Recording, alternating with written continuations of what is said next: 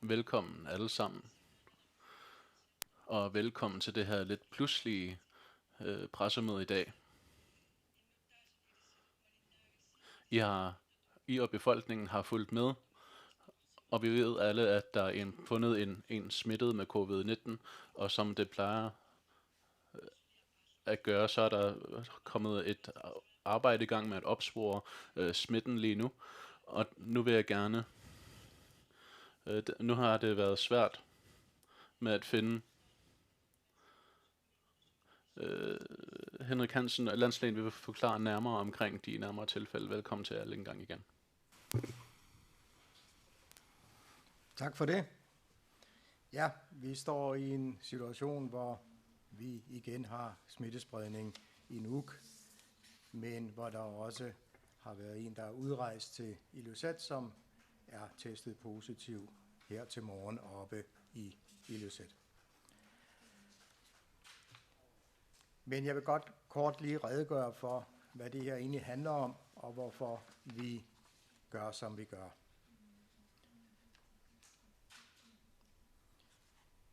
Vi her i går var der nogen, der skulle udrejse, nogen fra et større firma i Nuuk, som har haft smittespredning, som skulle udrejse til Danmark. Og dem tester vi rutinemæssigt, før de udrejser. Det viser så, at der var 2 af dem, der var positive. Det viser sig, at de havde haft kontakt til nogle andre personer på et tidspunkt for 4 dage siden. Og dem har vi så haft kontakt til, men da de havde symptomer på smitte, så foranstaltede vi her sent i går aftes, eller i nat, at få dem testet. Og det viser så, at der var smittespredning til disse personer, dels de 2 her i Nuuk, og dels til den 3. op i Ilulissat. Men når vi er hurtigt ude, så er det et forsøg på hurtigt også at inddæmme smittespredning. Og det har vi rigtig gode muligheder for.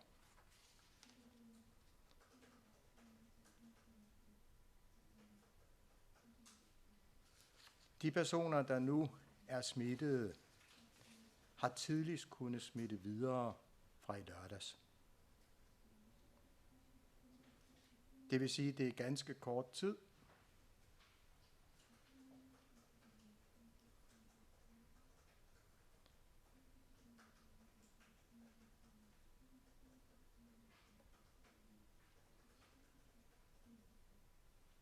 At de rent faktisk har kunnet nå at smitte videre til andre.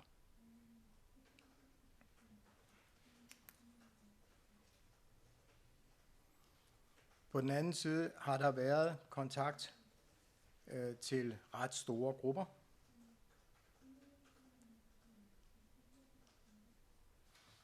Hvor vi ikke kan udelukke, at der kan være sket smitte.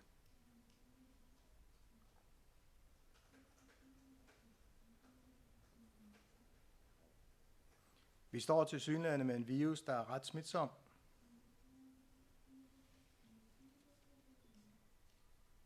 Fordi 3 ud af de 3, der havde været udsat for smitte, selv er blevet smittet.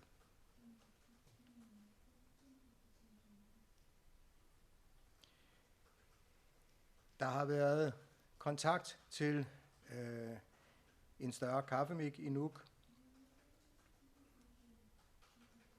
Og der har været kontakt til en større gruppe mennesker, som har deltaget i en konfirmationsmiddag.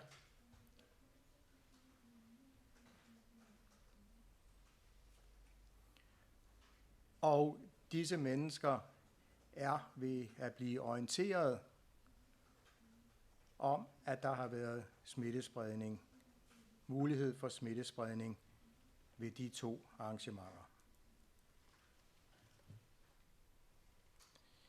Der er også en række andre personer, som kan have været udsat for smitte,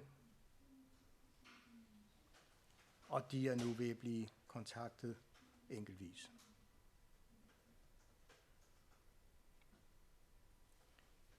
Vi er nu ved at undersøge forholdene nærmere op i Ilulissat, hvor de kontakter, der har været, de er inden for dem, der beskæftiger sig med lufthavnsbyggeriet.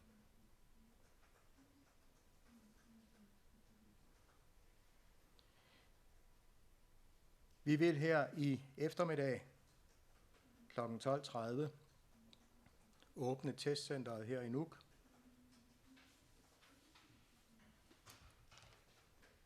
Men det er helt afgørende,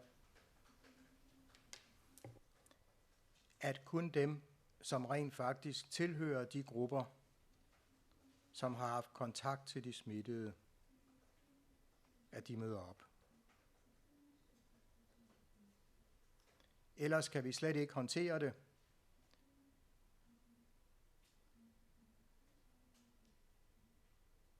Da der ellers lynhurtigt vil blive overfyldt op i testcenteret.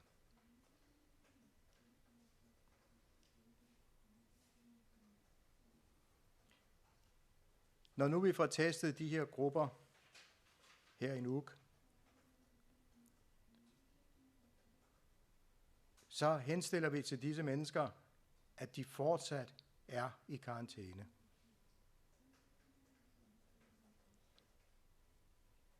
Alle, som har været udsat for smitte ved disse arrangementer, vil kunne blive positive op til 7-8 dage efter, de har været udsat for smitte.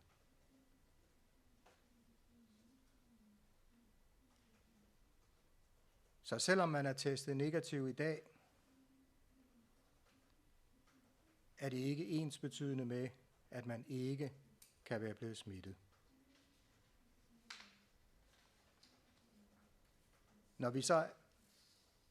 Når vi så alligevel tester i dag, så er det for tidligst muligt at finde eventuelle smittede.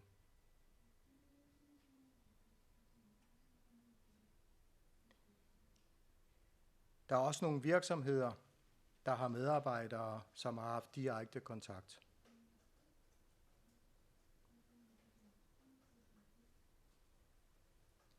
Vi lægger op til, at disse virksomheder lige nu selv håndterer og laver en risikovurdering i deres virksomhed.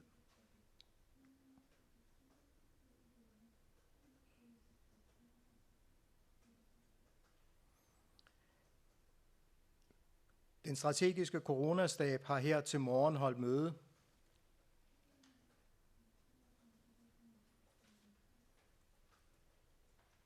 Vi har anbefalet, at flyvninger til andre steder i Grønland stoppes med øjeblikkelig virkning,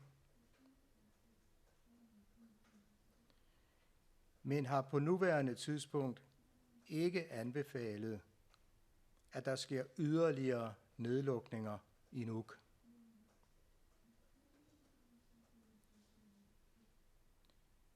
Vi vurderer lige nu, at situationen kan håndteres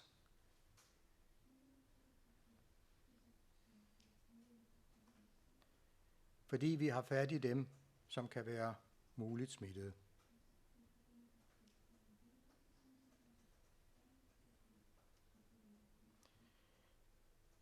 Men vi anbefaler alle at være meget opmærksom på alle de råd, der er givet om at undgå smitte.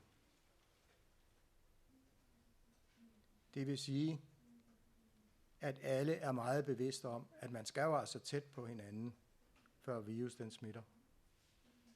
Hold afstand er det mest afgørende i denne situation.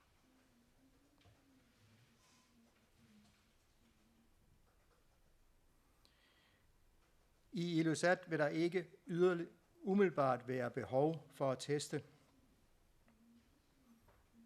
fordi den smittede kom der til i går. Det vil sige, at det giver ikke nogen mening at teste nogen, fordi ingen kan på nuværende tidspunkt nå selv at være blevet smittet.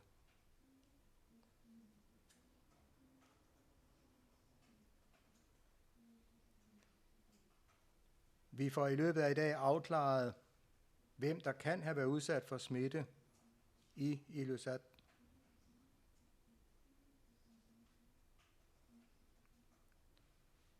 Og så får vi arrangeret, at vi får givet adgang til, at disse mennesker kan blive testet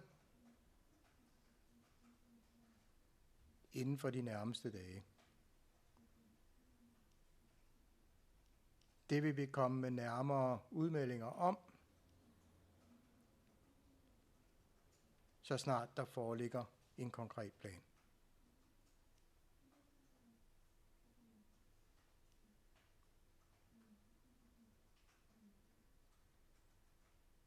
Tak.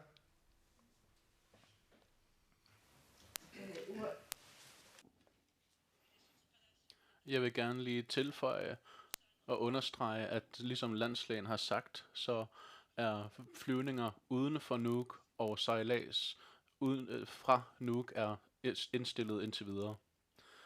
Det vil jeg lige gerne lige understrege.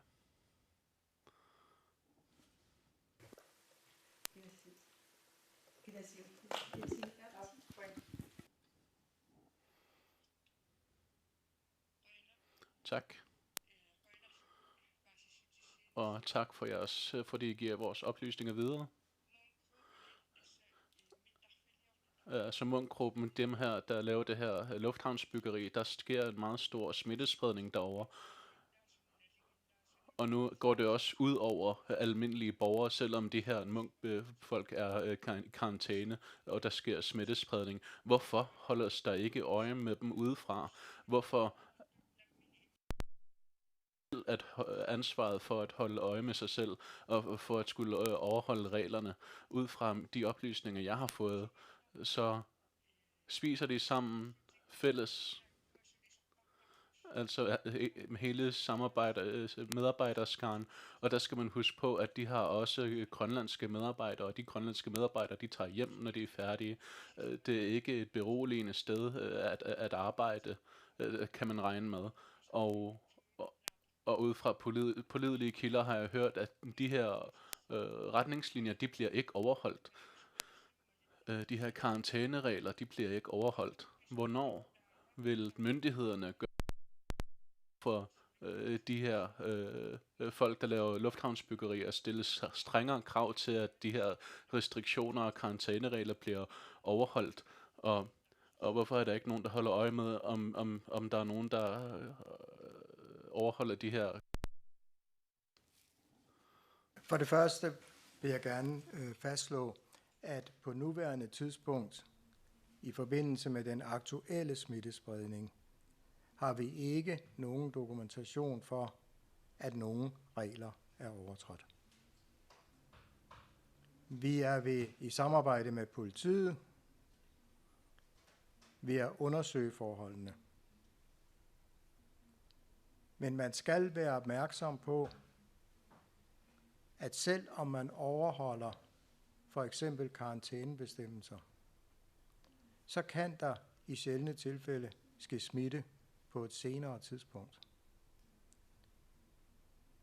Vi ved godt, at der er nogle risici ved det her.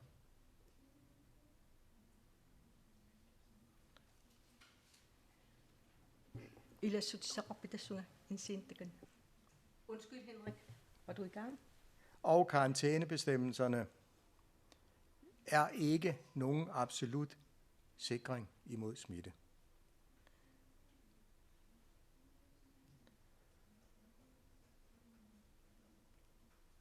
Omkring de interne forhold i Munch-campen,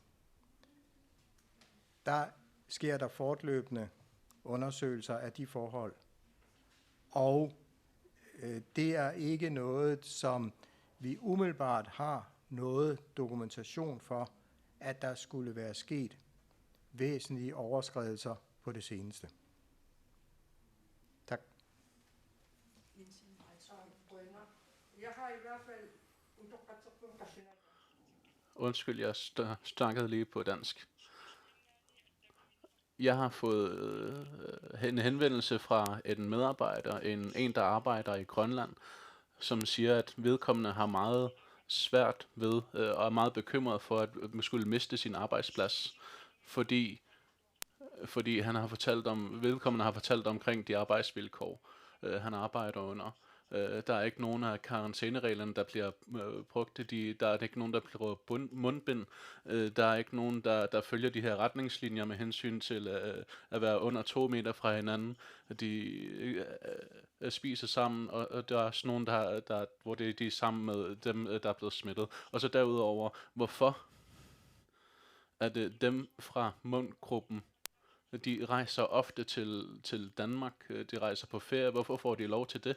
Hvorfor skal de ikke ligesom her, de hjemmehørende, hvorfor bliver der ikke stillet krav til dem, at de, når der er så stor fare for, at der sker smittespredning, specielt med hensyn til, når vaccinationsprogrammet ikke er færdigt, hvorfor ser myndighederne bare til, selvom der sker smittespredning?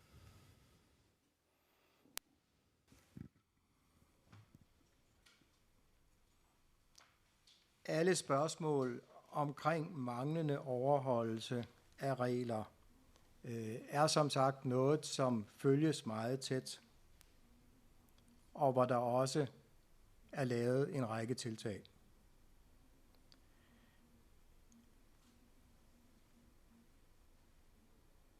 Omkring bevægelighed og rejseaktivitet.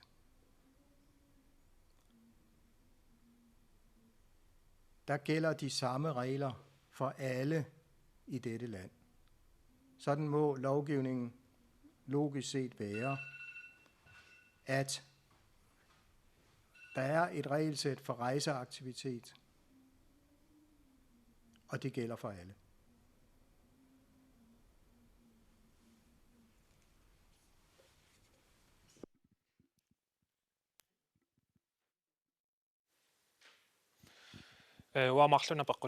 Jeg har 2 spørgsmål.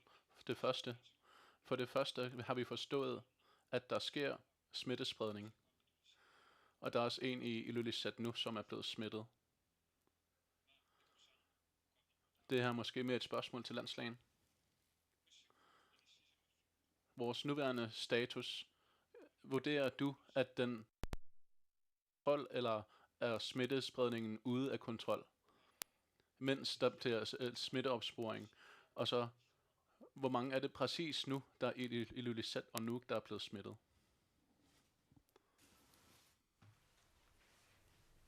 Vi identificerede i går i alt 5 nye smittede, hvoraf den ene befinder sig i Ilulissat. Vi er meget tidligt ude i dette udbrud, netop fordi vi gik ind og foretog testning allerede i nat. Derfor har vi rigtig gode muligheder for også at få det her under kontrol.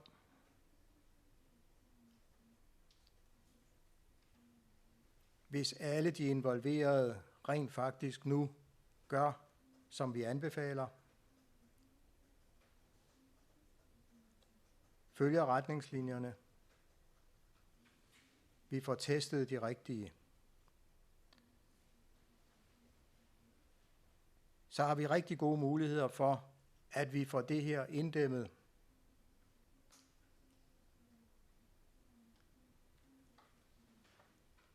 Og det er selvfølgelig helt afgørende lige nu, fordi vi skal i gang med det største vaccinationsprojekt nogensinde i Grønlands historie i de næste 2 uger.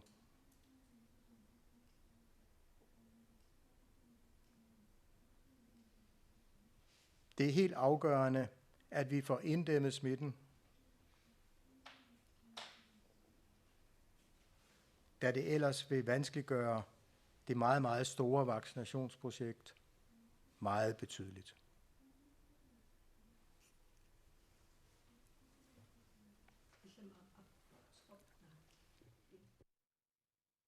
Yes. Du siger, at situationen måske er under kontrol, eller muligvis. Men du nævner også, at de har været til sådan store selskaber. Så hvordan kan det hænge sammen? Og har I et overblik over, hvor mange der har været til de her selskaber, og hvor mange der skal testes?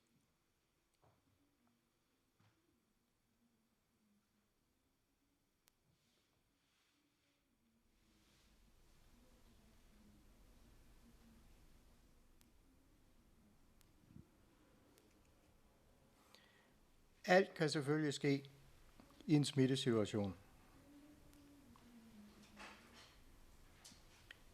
Men vi ved, hvor kontakterne har været. Vi ved også, de er omfattende.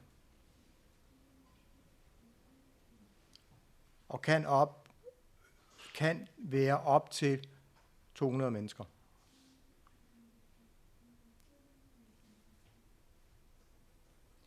Men bare det, at vi ved det, og at disse mennesker kun kan have smittet i meget kort tid,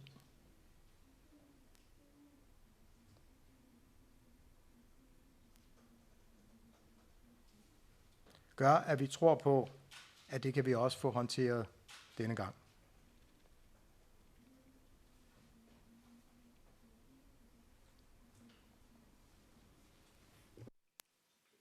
Ja. Du nævnte, at I anbefaler ikke flyvninger ud af Nuuk eller til andre steder i Grønland. Kan du uddybe lidt de her anbefalinger, og hvorfor der ikke er flere restriktioner? Flyvningerne ud af Nuuk lukkes. Det er ikke en anbefaling. Det sker. Det er et påbud fra Epidemikommissionen, som kommer, hvis det ikke allerede er kommet.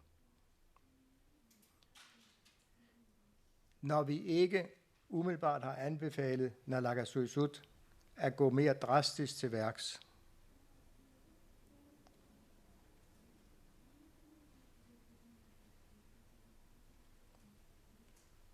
er det netop fordi vi mener, at vi har på nuværende tidspunkt et rimeligt overblik over situationen.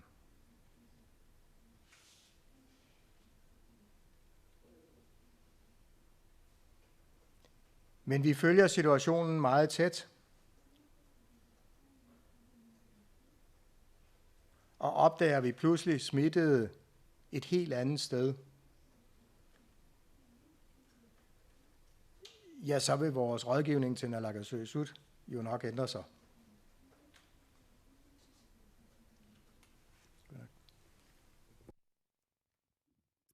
Merete Lindstrøm fra Samitiak AG. Jeg skal lige høre, Henrik, du siger, at der ikke er overtrådt nogen regler. Men de 2, som blev smittet i går, var fra Munk-gruppen, og det er så dem, der har smittet andre ved at være i kontakt med nogen uden for Munk-gruppen. Så vidt jeg har forstået, så er der lavet en karantænezone, så folk fra Munk ikke må være i kontakt med andre fra Nuuk. Jeg har hørt, at de 2, der blev smittet i går, har haft 2 negative svar før.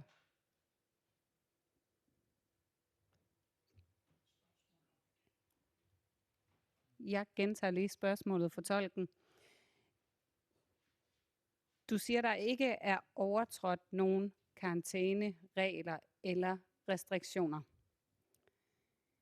De 2, som er smittet hos Munk, som har været i kontakt med andre, har de haft negative svar før, og er det derfor, de har fået lov at gå ud og være i kontakt med folk uden for boblen i Munk-gruppen?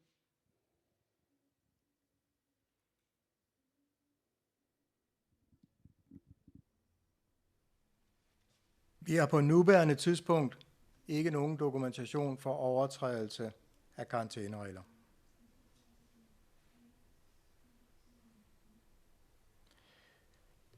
Personer, som er inde i boblen omkring erhvervsvirksomheden ved lufthavnen, og som skal ud af Grønland,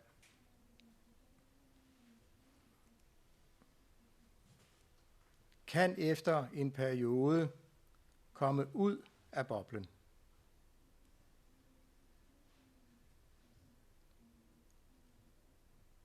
Og dermed ikke være underlagt karantænerestriktioner. Så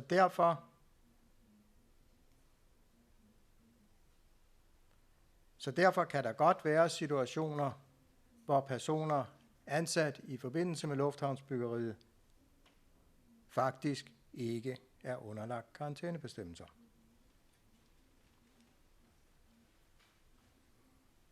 Og så til dig, sidste, der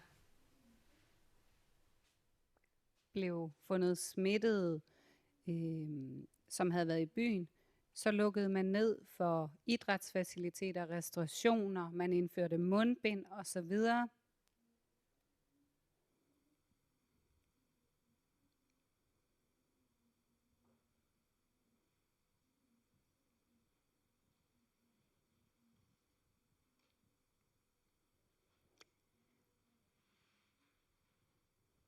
Så jeg kunne godt tænke mig at vide, uanset hvilke anbefalinger der er fra sundhedsvæsenet og landslægeembedet, hvorfor vælger I ikke at gå ind politisk og sige, nu passer vi lige lidt ekstra på, når der rent faktisk er smittespredning?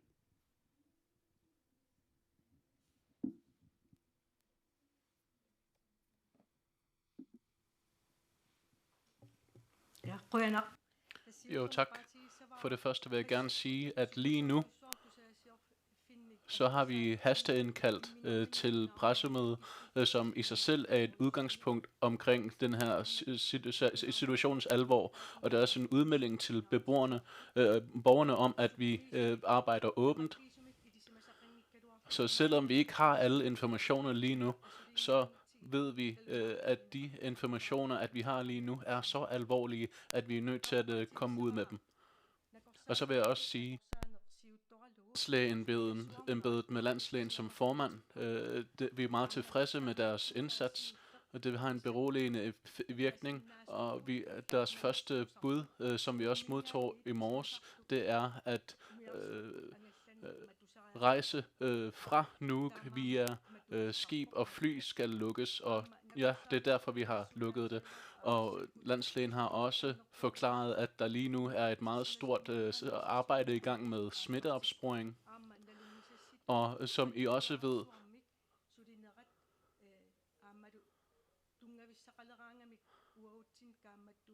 at når de har nogle resultater med hensyn til at de har nogle foranstaltninger, de gerne vil frembringe over for os, så fremstiller de dem over for os, og de nærmeste par dage har vi tænkt os at følge deres forslag og anordninger, og også hvis det medfører, at der kommer stærkere restriktioner, så kan jeg også regne med det.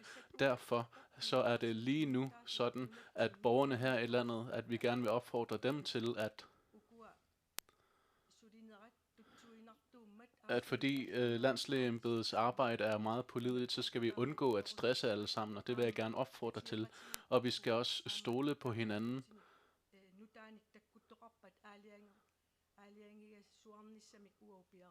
Og vi står også klar til at foretage nye valg, hvis der kommer nye oplysninger, og det kommer vi selvfølgelig til at oplyse jer om. Og så vil jeg gerne også lige sige, så kommer jeg ind på et andet emne. I flere adskillige måneder har det været muligt for os at få vaccination.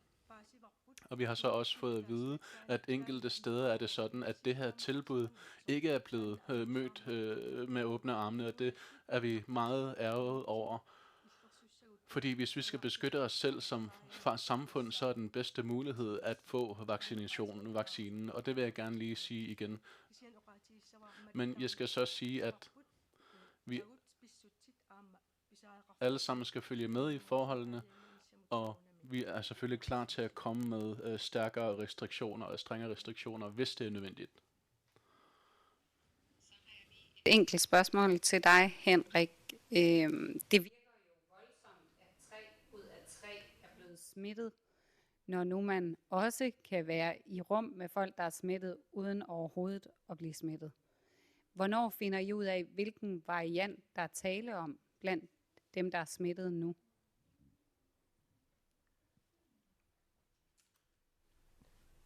Formentlig er det den samme variant, som har kørt i hele det nuværende udbrud. Og de test, de er for længst ankommet til Statens Serum Institut i Danmark. Og jeg regner med, at jeg får svar inden for enten i dag eller i morgen, fordi vi er i direkte dialog om, at vi er meget interesserede i de svar.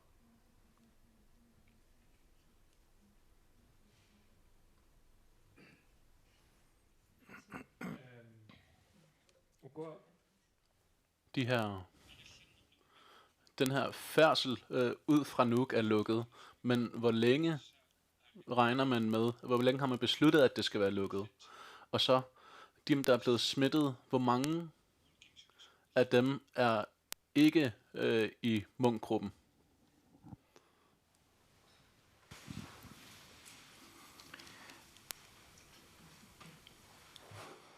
Påbuddet vil vare, så længe vi vurderer, der er et behov for det.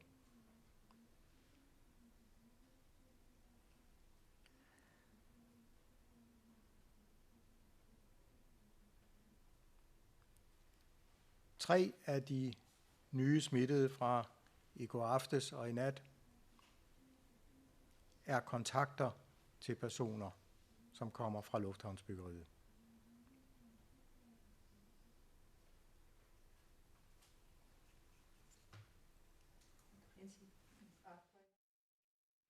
Jo, tak. Med hensyn til Merete Lindstrøms spørgsmål, så vil jeg gerne lige tilføje, og jeg vil gerne spørge dig at sige, da den ene blev smittet, så blev hele Nuuk lukket, og alle blev lukket. Nu er der 5, der er blevet smittet, og der sker ikke noget. Det er kun færdsel fra Nuuk og udad til, at man ikke længere må rejse ud til kysten. Ud fra det, jeg kan forstå, så er det meget svært at sætte på plads, hvorfor at når der var én smittet, så kom der et stort postyr ud af det, og nu er der 5, der er blevet smittet, og 200 blev det sagt, som er muligt at smittet, som har tilknytning til de her personer, der er blevet smittet, og har været i kontakt med dem. Hvad er det? Og så sker der ikke noget. De her politiske opfordringer, vil I hele tiden adlyde dem, eller vil I for at beskytte befolkningen? I siger, at vi skal passe på, ja. Men for at beskytte befolkningen, hvor trækker I så grænsen politisk? Altså, hvornår vil I gøre noget politisk? Hvornår vil I lave politisk handling?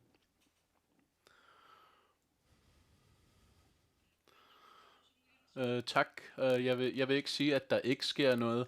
Altså færdsel ud fra Nuuk via fly eller skib er lukket, og det er i sig selv også et budskab om, at vi tager handling. Og jeg har også sagt, at med landslægen som i spidsen, så er man i gang med et større afklaringsarbejde, hvor vi er i tæt kontakt med hinanden, og jeg er helt sikker på, at vi kommer til at snakke med hinanden flere gange om dagen.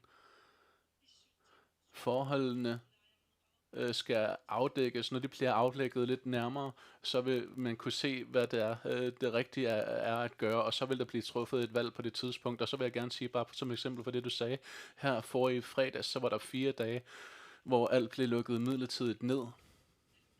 Og det er også et udtryk for, at Naalakkersuisut er klar til at sætte strenge restriktioner i gang, når det er nødvendigt. Altså vi holder os ikke tilbage over for det, men vi følger de råd og forslag, der kommer, og når det er nødvendigt,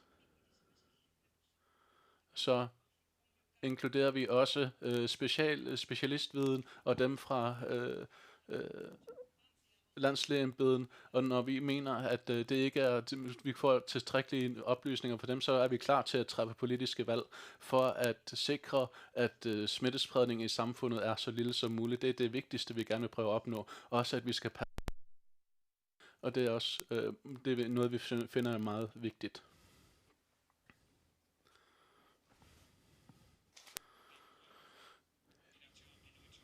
De her 200 mennesker, der blev nævnt, skal de være i karantæne? Skal de være i hjemmekarantæne? Og hvis det er tilfældet, hvor længe skal de så være i karantæne? Vi har ikke overblik over, hvor mange af dem, der kan opfattes som reelle kontakter. Der er sagtens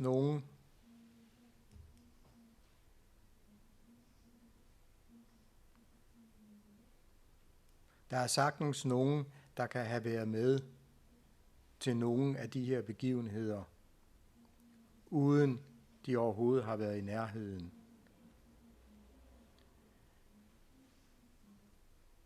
Det er det, vi prøver at få belyst nu. Og så vil vi handle derefter.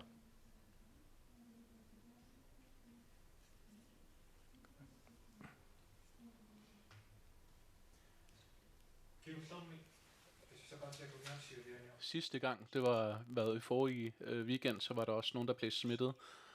Og der gik lufthavnsbyggeriet i Nuuk i stå. Hvad sker der så nu? Nu er der flere, der er blevet smittet. Vil lufthavnsbyggeriet fortsætte, eller vil det også blive sat midlertidigt på standby?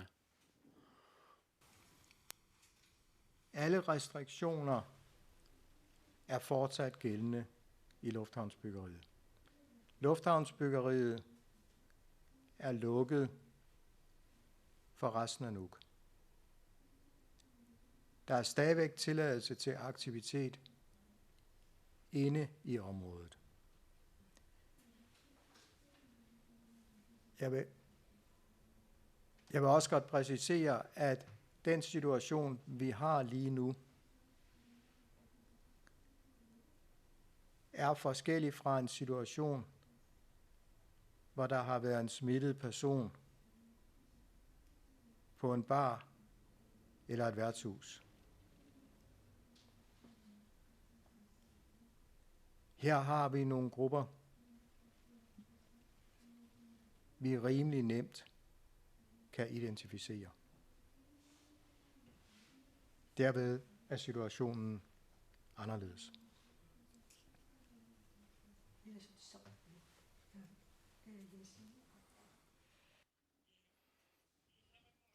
Det er et spørgsmål til Henrik. Jeg nævnte tidligere, at den her hjemhørende person, eller hjemhørende personer, der bor i Nuuk, som er med i lufthavnsbyggeriet, hvordan er de stillet? Hvordan vil man beskytte dem bedst muligt? Hvad har man tænkt sig at gøre?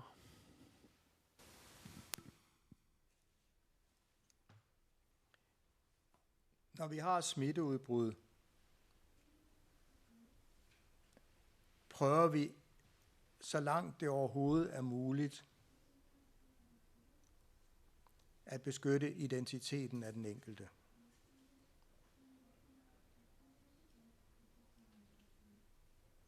Men der er et etisk dilemma.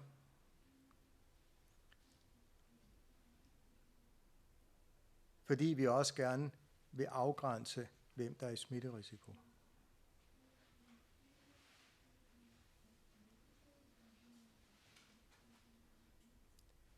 Og det er den balancegang, vi står i lige nu.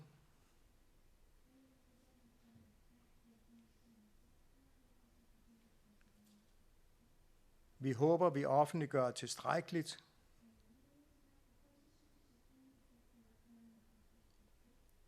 til at dem, der skal tage de fornødne forholdsregler, er i stand til det.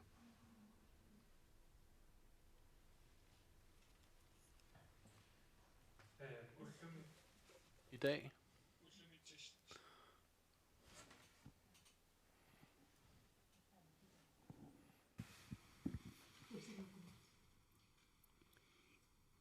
I forhold til, det var allerede i går, der blev fundet flere smittede, kan du så forklare, hvorfor I ikke har meldt ud i aftes, så de her mange mennesker, der har både været til kaffemik og til konfirmation, har været opmærksom på, at de måske ikke skulle gå på arbejde i dag, og at dem, de har været i kontakt med, måske heller ikke skulle gå på arbejde i dag. Vi har blandt andet information om, at nogle af dem, der har været i kontakt med de smittede, ikke er blevet kontaktet af politiet endnu.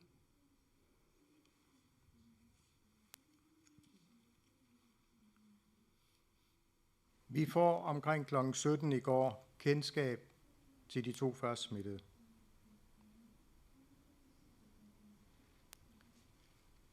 I den situation skal vi så til at udrede, hvad der er sket.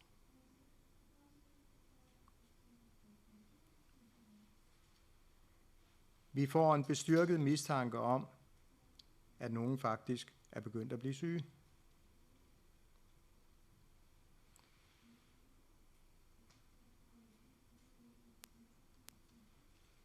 Og derfor får vi iværksat på et meget sent tidspunkt at begynde at teste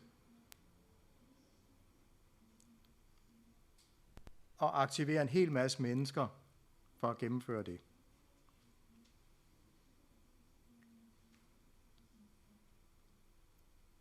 Og derfor sker der den forsinkelse, som naturligvis vil ske.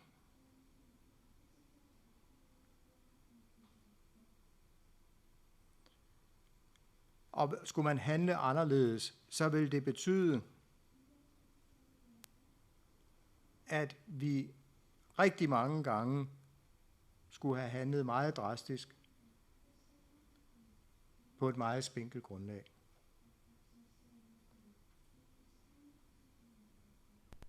Hvis man gør det, så skaber man også utrolig meget usikkerhed og uro.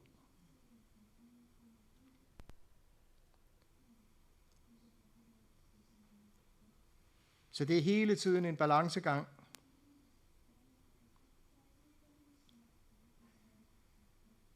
Og nogle gange vil vi tage fejl. Det er sådan, det er.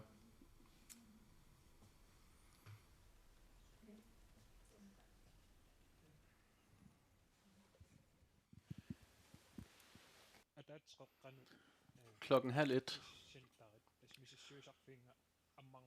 vil testcenteret blive åbnet, siger I.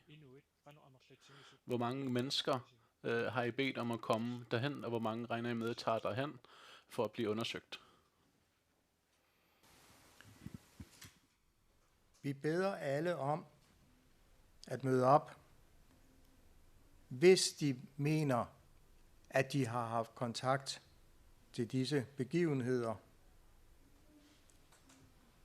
Og det ved de blandt andet via de sociale medier og opringninger fra politiet.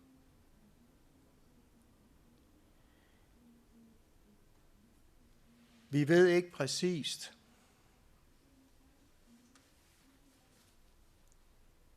hvor mange det drejer sig om, men det kan sagtens være op imod et par hundrede, som skal testes i dag.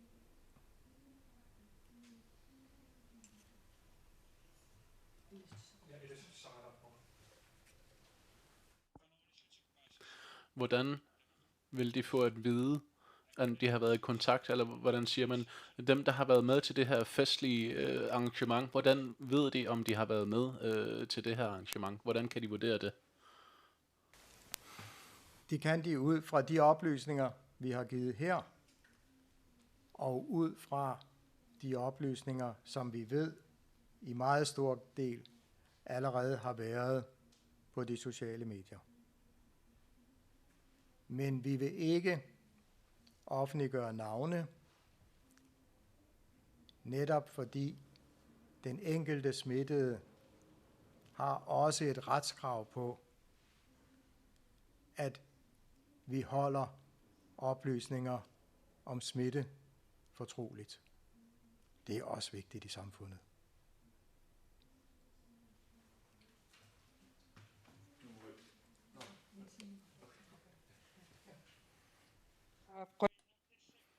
Jo, tak. Det her med det etiske dilemma, det er meget spændende. Det er meget interessant. Fordi når der kommer de her oplysninger frem, hvor man måske har problemer med at få oplysninger ud blandt befolkningen, for eksempel man ikke må nævne folk ved navne, så er det for eksempel meget interessant, hvis man gennem, altså at man skal følge med i Facebook, og så måske prøve at finde ud af, om jeg har været der og der, og jeg har været til kaffemæk her og her. Det kunne være dem, jeg har været henne hos. Altså man kan blive meget forvirret over, hvilken stilling man er i. Derfor er det også meget interessant at finde ud af, hvordan præcis man er stillet. Og jeg vil gerne stille dig et spørgsmål at sige, med hensyn til vaccinationsplanen. Lige nu, i Nuuk er det dem over 50 år, der er rigtig mange, der er blevet, der har fået vaccinen, og rundt om på kysten, ligesom du sagde, så er vaccineringen lykkedes kun i begrænset omgang, hvordan siger man, på grund af religions og andre årsager, så er der nogen, der ikke vil have vaccinen. Med hensyn til vaccineringen, hvis det skulle lykkes bedst muligt, politisk plan, altså I siger hele tiden, at det er bedst, hvis folk bliver vaccineret, men hvis man skal beskytte hele samfundet, kan man opnå, at hvis samfundet bliver beskyttet på den måde, eller har I nogle planer om, at man vil øge vaccinationerne på en eller anden måde, så man kan opnå, at flest muligt bliver vaccineret?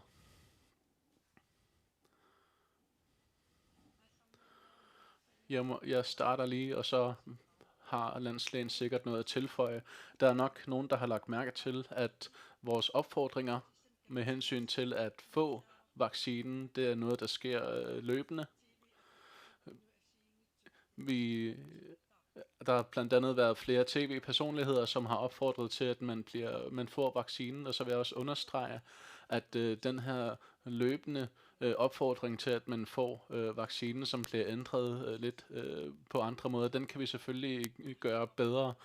Det er måske lidt kedeligt at sige det, men der bliver løbende taget stilling til, hvordan vi kommunikerer omkring vaccinationsplanen, og også med hensyn til, hvordan vi kan få vores budskab ud til flest mulige. Derfor kan jeg på enderliste gerne igen opfordre til, jeg ved ikke, om det er fordi folk har besluttet sig på grund af noget, de har hørt et eller andet sted, men jeg vil på det inderligste opfordre til, at man ikke ud fra det, man har hørt rundt omkring, men ud fra de videnskabelige resultater omkring, hvordan man bedst muligt kan beskytte sig, og der kan man se, at det allerbedste mulighed er at få vaccinen.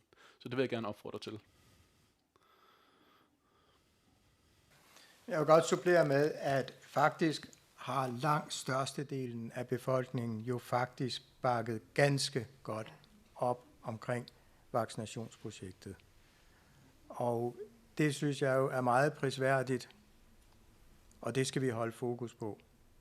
Der er både i sundhedsvæsenet, i kommunerne og ude i de enkelte samfund gjort en meget stor indsats for at komme rigtig langt. Og det er lykkedes langt de fleste steder. Så er der nogle enkelte steder, det ikke har været så vellykket. Men det er altså nogle relativt begrænsede områder. Og vi skal lige holde det fokus, at langt hovedparten har bakket fuldt ud op på alle måder omkring projektet.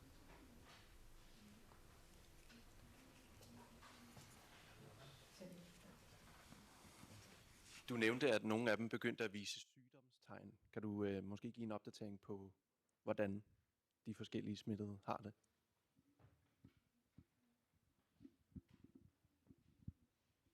Ja, vi har fortsat en indlagt på intensiv på Dronning Ingrids Hospital, men som ikke er i kritisk tilstand.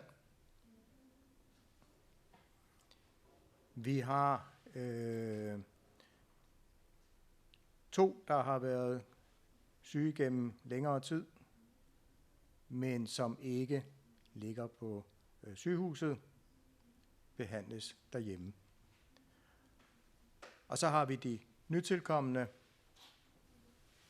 hvor der ikke er nogen, der er alvorligt syge, men har de symptomer, som man typisk ser i den tidlige fase af smitten.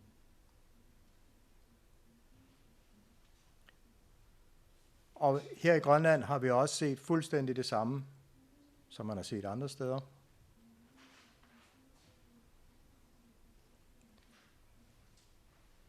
Det er de lidt ældre, som bliver syge, sådan rigtig syge.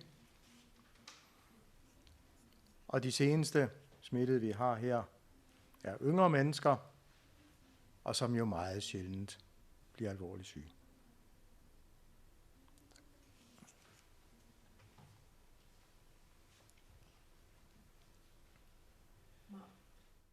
Ja, apaqutissaqartoqarunangimmat allannappaasoqingimmat qamanga Hånden op. Så tusind tak, fordi I kunne komme til det her den her hasteindkaldelse. Og som jeg tidligere har sagt, så snart vi får nogle nye oplysninger, så vil vi også indkalde på samme måde. Vi ser det meget vigtigt, at I kan følge med, og tusind tak til landslægen, og tak for jeres store indsats. Jeg siger tak til jer alle sammen.